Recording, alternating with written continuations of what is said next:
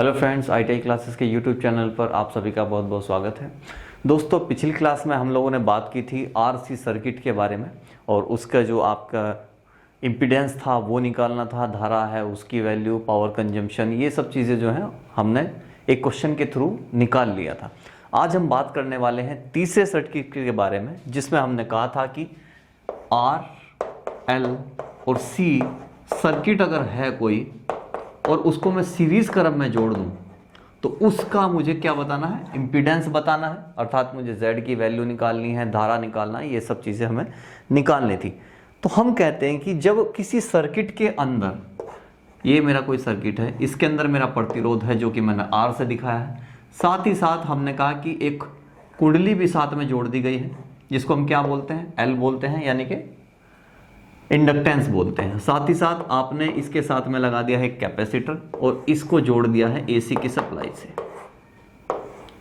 तो एक ऐसा सर्किट जिसके अंदर R भी है, L भी है और आपका कैपेसिटर भी होगा और सभी के सभी आपके सीरीज क्रम अर्थात श्रेणी क्रम में जुड़े हों, AC की सप्लाई दी गई हो, तो ऐसे सर्किट को हम RLC सर्किट बोलते हैं। हमने कहा था कि तीन प्रकार के ऐसे सर्किट होते हैं जिनसे संबंधित इम्पीडेंस वगैरह के क्वेश्चन जो है आपसे पूछे जाते हैं कि पूरे सर्किट का इम्पीडेंस बताइए, वोल्टेज बताइए, धारा बताइए, इस तरह के सवाल। तो आज हम बात कर रहे हैं RLC सर्किट के बारे में। इस प्रकार के सर्किट का हमें क्या क्या मैं आपसे पूछ सकता है वो देख लेते हैं। हम पूछ सकते हैं कि पूरे के पूरे सर्किट का आपका इम्पीडेंस कितना है।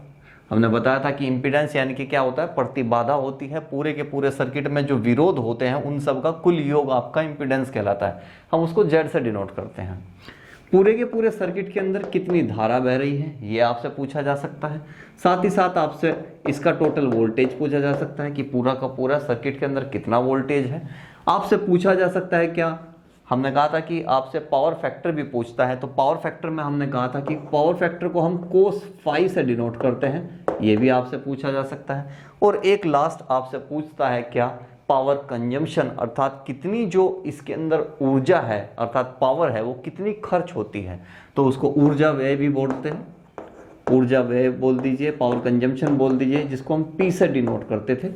तो ये कुछ ऐसे पॉइंट हैं जो कि आपसे एग्जाम पेपर में पूछे जाते हैं। अब शुरू करते हैं Z से, अर्थात यदि मैं ये कहूं कि पूरे के पूरे सर्किट के अंदर मुझे कितना इम्पीडेंस है, कितनी प्रतिबाधा है, तो वो मैं कैसे निकालता हूं। इससे पहले हम जो RC और RL सर्किट को पढ़े थे उसी से ही आपका ये भी आपका निकल जाएगा।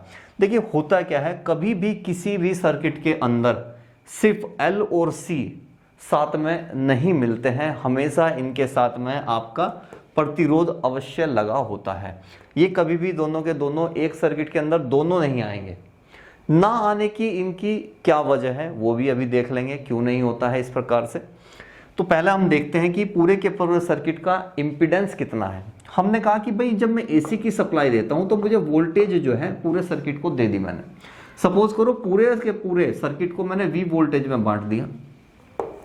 हमने कहा कि भाई जब ये सीरीज क्रम में जुड़े होते हैं तो सीरीज क्रम में क्या होता है, जो धारा की वैल्यू होती है वो सभी के सभी इन सभी कंपोनेंट्स के लिए क्या होगी, बराबर होगी। अर्थात यदि मैं ये कहूं कि धारा मेरी I थी तो इसके लिए भी I वैल्यू उतनी ही होगी, इसके लिए भी उतनी ही होगी और इसके लिए भी उतनी ही होगी। तो बदलेगा कौन, बदलेगा आपका वोल्टेज। हमने कहा जब वोल्टेज आपके प्रतिरोध के पास पहुंचता है तो वहां पर मैं वोल्टेज को VR कह देता हूं। जब ये वोल्टेज आपके इंडक्टर को दिया जाता है तो मैं उसको VL कह देता हूं। और जब ये वोल्टेज आपके कैपेसिटर के पास पहुंचती है तो उसकी वोल्टेज को हम VC बोल देते हैं।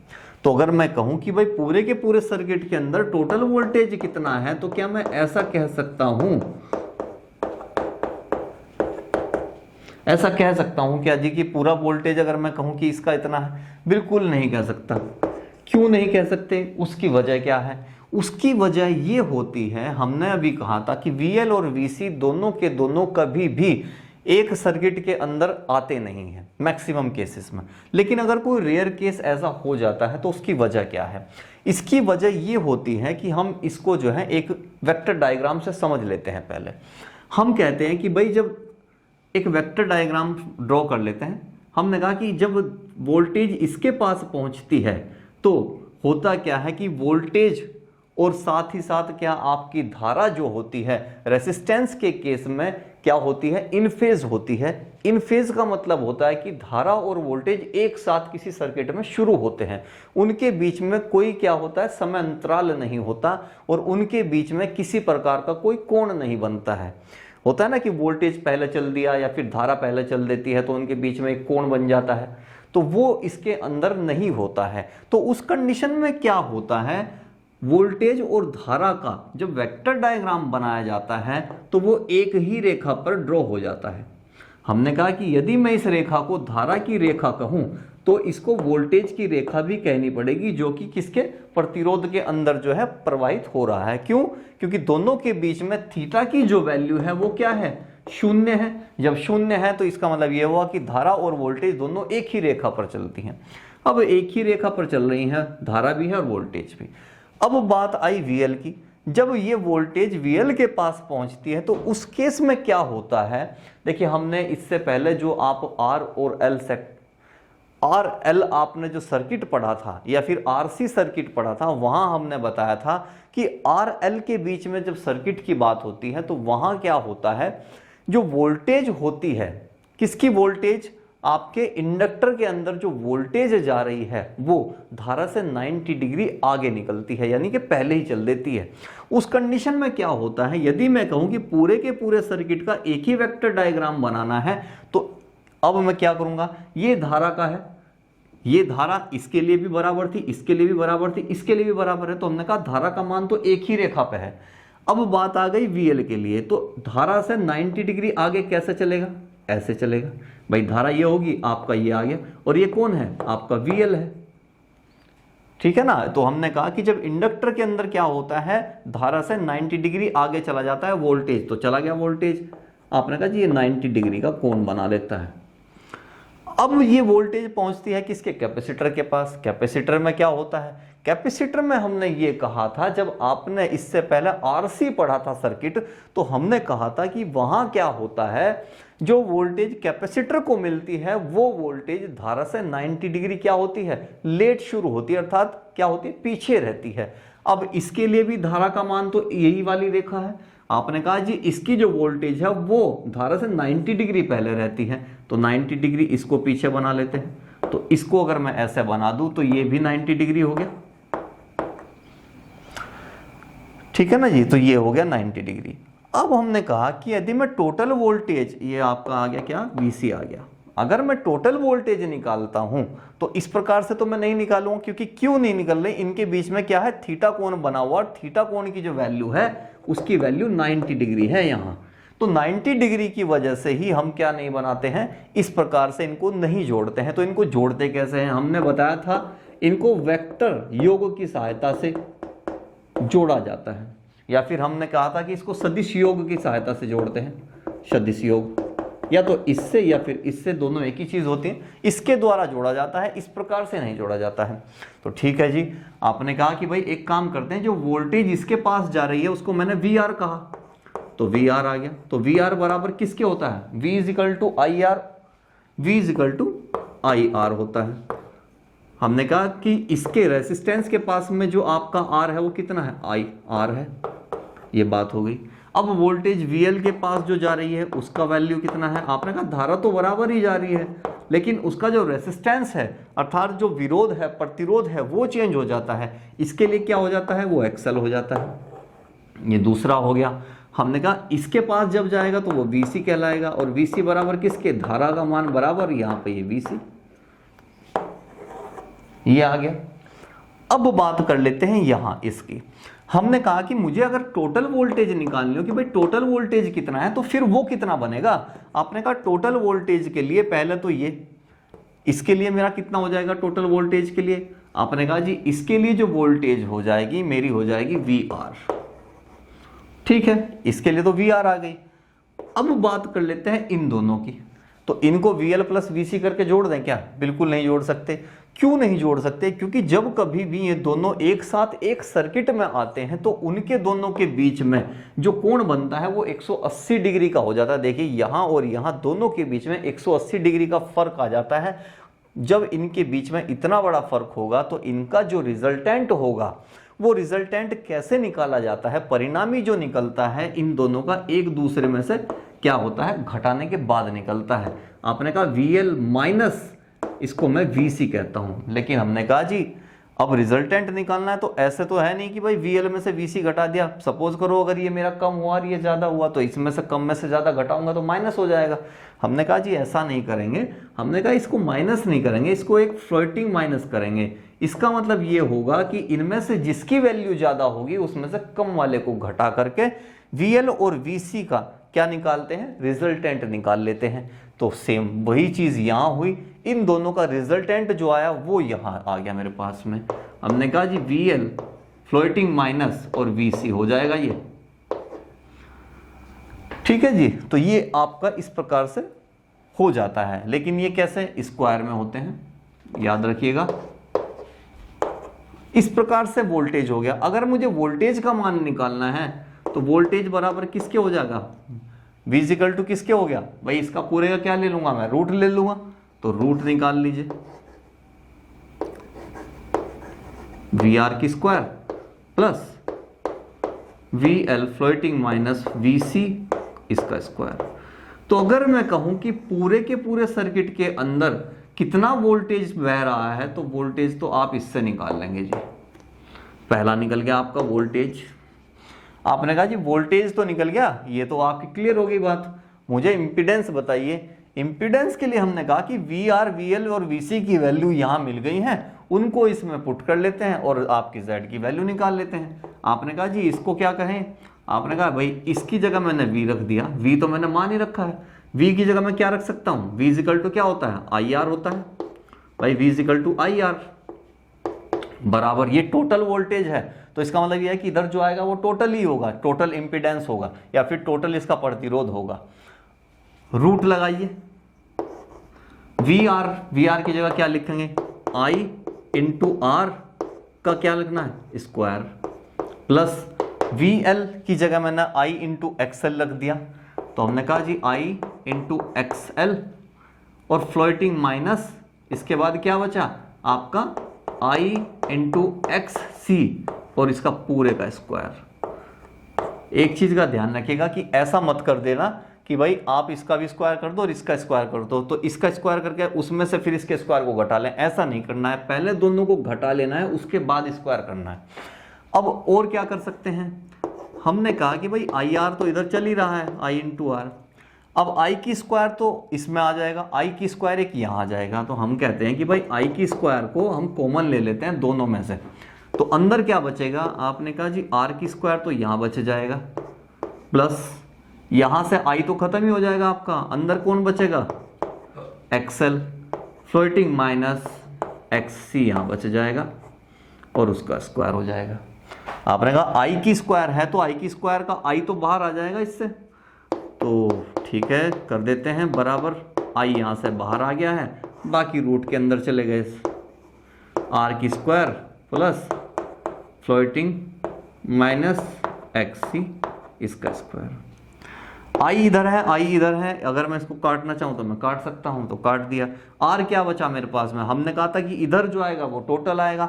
अब टोटल रेसिस्टेंस यानी कि पूरे के पूरे सर्किट का रेसिस्टेंस, ये वाला खाली रेसिस्टेंस नहीं, पूरे सर्किट की बात हो रही है, तो पूरे सर्किट का रेसिस्टेंस क्या कहलाता है, प्रतिबाधा। प्रतिबाधा को मैं क्या लिखता हूँ, Z लिखता हूँ। तो Z बराबर किसके हो गया, ये जो बाकी का अंदर बच गया वो सारा का सारा Z के बराबर हो गया। R की square plus XL floating minus XC और उसका स्क्वायर।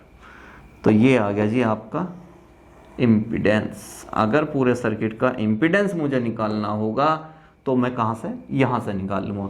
तो वोल्टेज भी मुझे पता लग गया, उसके बाद में मुझे इम्पीडेंस भी पता लग गया। अब बात कर लेते हैं आपके किसकी, धारा की। अब पूरे वोल्ट के पूरे सर्किट के अंदर धारा कितनी है, हमने कहा था जी I is equal to V/R होता है किसके, ओम के नियम के अनुसार ये बना था। आपने कहा जी इसके अंदर R नहीं होता है, पूरे के पूरे सर्किट के अंदर जो R होती है वो Z कहलाती है। तो R को हटा देते हैं, इसकी जगह पर Z रख देते हैं। तो ये आ गई पूरे के पूरे सर्किट के अंदर मेरी जो क्या थी, धारा थी। ये आ गया तीसरा पॉइंट आपका, ये भी ज्ञात हो गया। अब आपने कहा Z भी आपको मिल गया, I भी मिल गया, V भी मिल गया। कोस पाई की वैल्यू, हमने बताया था कि पावर फैक्टर जो होता है, जो cos फाई होता है, वो cos फाई बराबर होता है किसके, प्रतिरोध के, प्रतिरोध और बटे पूरे के पूरे सर्किट की प्रतिबाधा यानी कि Z इंपिडेंस। ये आ गया आपके पास चौथी चीज, ये हो गया आपका क्लियर। अब बचा कौन आपके पास में, ऊर्जा व्यय यानी कि P की वैल्यू कैसे निकालते हैं, हमने कहा P is equal to V into I और इंटू कोस फाई। इसके लिए हम अलग से नहीं कर रहे हैं क्योंकि हुआ क्या था, लास्ट टाइम हम लोग जब क्या पढ़े थे, RC पढ़े थे, तो उसमें और RL जो हम पढ़े थे उसमें हम लोगों ने बता दिया था कि कोस फाई की वैल्यू कैसे निकालते हैं। तो ज़्यादा नहीं करेंगे, तो ये हो गया आपका 5वां पॉइंट। तो इस प्रकार से ये 5 पॉइंट है जो कि आपके एग्जाम पेपर में पूछे जाते हैं, और ये 5 पॉइंट कैसे कैसे आप इसको निकाल सकते हैं वो भी, अगर इसको निकालना भी नहीं है तो कम से कम आपको अगर फॉर्मूला याद है तो आप जो है उसमें अपने वैल्यू रख के आराम से इनकी वैल्यूज को निकाल लेंगे। पावर फैक्टर पूछ ही लीजिए आपसे, पावर कंजम्पशन पूछ ले, वोल्टेज पूछे या फिर धारा पूछ ले। तो फ्रेंड्स ये था आपका RLC सर्किट जो कि सीरीज में जोड़ा गया था। अब बात करते हैं इससे संबंधित वो सवाल जो कि आपके एग्जाम पेपर में आया हुआ है। तो हम एक ही सवाल करेंगे, उस एक सवाल में ही क्या है, सारे के सारे जो पॉइंट है वो अपना आंसर उसका निकाल लेंगे, ताकि आपको जो है अलग अलग क्वेश्चन ना करना पड़े। एग्जाम पेपर में क्या होता है, ज़रूरी नहीं कि वो आपसे 5 के 5 पॉइंट जो है वो पूछ लेगा, हो सकता है सिर्फ आपसे इम्पीडेंस पूछ ले, हो सकता है सिर्फ आपसे पावर कंजम्पशन पूछ ले, तो कुछ भी आपसे पूछा जा सकता है सवाल के अंदर। 5 के 5 पॉइंट मैंने आपको बता दिए हैं, सभी के फॉर्मूला आपको पता लग गए हैं कैसे निकालेंगे। अब वो अगले क्वेश्चन के अंदर देख लेते हैं। तो चलिए बात कर लेते हैं। RLC सर्किट से संबंधित एक क्वेश्चन आपको बोर्ड पे लिखा है, आपके एग्जाम पेपर में पहले आ चुका है।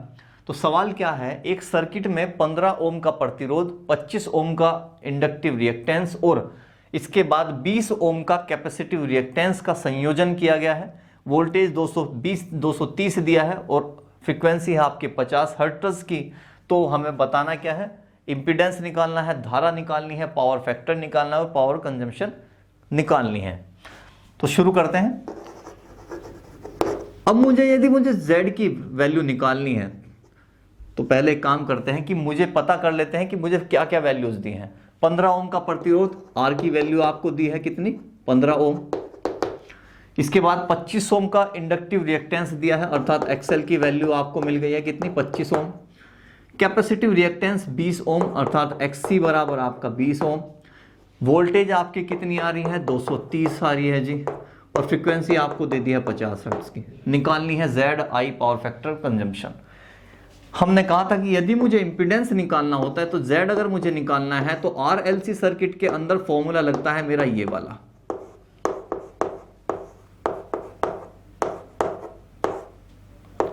अब वैल्यू निकालनी है मुझे Z की, तो ये वैल्यू मुझे मिली हुई है, ऑलरेडी मिला है मुझे कितना, R की स्क्वायर यानी कि 15 का square plus XL minus XC कहिए या फिर XC माइनस XL कह दीजिए, एक ही बात है। जिसकी वैल्यू बड़ी होगी उसमें से छोटी को घटाया जाएगा। तो यहाँ बड़ी है आपकी XL, तो 25 माइनस कितना हो गया आपका 20 और उसका स्क्वायर कर दीजिए, कितना हो जाएगा, 15 का स्क्वायर कितना होता है, 15 का स्क्वायर होता है आपका 225 प्लस 25 में से 20 घटाइए 5 और 5 का स्क्वायर कर दीजिए 25, कितना हो गया आपका 250 हो गया। इसके Z के बराबर चल रहा है रूट। अब इसको यदि मैं हल करता हूं तो मेरी वैल्यू आ जाएगी 15.81। क्या है ये, इंपीडेंस है अर्थात ये प्रतिरोध है, तो वैल्यू क्या होगी, ओम हो गया इसका मात्रक। तो 15.81 ओम मेरा क्या आ गया है, इंपीडेंस हो जाएगा। ये तो था मेरी पहली। नेक्स्ट आपसे पूछ रहा है I यानी कि धारा का मान भी पूछ रहा है। धारा का मान निकालने के लिए अब सर्किट चाहे XC का हो, XL का हो या फिर आपके R, C और P किसी का भी, R, C तथा आपके L का हो, धारा की वैल्यू हमेशा सब में बराबर है क्योंकि सीरीज कॉम्बिनेशन होता है। तो I is equal to V बटे R। R क्या होता है, इसमें इंपीडेंस होता है, आपको पता है। I की वैल्यू अगर मुझे निकालनी है तो V कितना है 230 हो गया, और Z की वैल्यू अभी हमने निकाली है 15.81, 15.81। जब इसकी वैल्यू को हटाएंगे तो मैंने ऑलरेडी पहले ही लिख रखा है बोर्ड पे साइड में, तो 14.54 एम्पियर हो जाएगी मेरी धारा जो होगी पूरे इसकी सर्किट की। थर्ड आपका पूछा गया आपसे पावर फैक्टर। पावर फैक्टर का मतलब आपसे कोस फाई की वैल्यू पूछी है, और कोस फाई बराबर होता है किसके, प्रतिरोध बटे पूरे के पूरे सर्किट के प्रतिरोधों का योग, अर्थात आपका Z इंपीडेंस। कितना हो गया मेरा, R की वैल्यू मुझे दी है, R मेरा कितना है 15 ओम दिया है, तो 15 यहां से आ जाएगा। Z की वैल्यू अभी आपने निकाली थी, ये रही हमारी 15.81। इसको भी जब मैं हल करूंगा तो वैल्यू मेरी कितनी आ जाएगी, 0.9486 के लगभग आ जाती है। इसका कोई मात्रक नहीं होगा क्योंकि इसका भी ओम दोनों कट जाएंगे। लेकिन एक चीज याद रखिएगा, कोस फाई की जो वैल्यू होगी हमेशा 1 से कम होती है, अर्थात दशमलव में ही आपको मिलती है। नेक्स्ट आपसे पूछ लिया है पावर कंजम्पशन, पूरे सर्किट के अंदर कितनी पावर यूज हुई है उसको भी देख लेते हैं। हमने कहा कि P = V × I × cos phi होता है जी फॉर्मूला, तो रख दीजिए मान। V कितना है आपका 230, धारा का मान आप निकाल चुके हैं 14.54, और इनटू कोस फाई की वैल्यू भी लगभग आपने निकाल लिया 0.9486। तो यहां से जो है मेरे पास में पावर कंजम्पशन कितना आ जाएगा 3.172।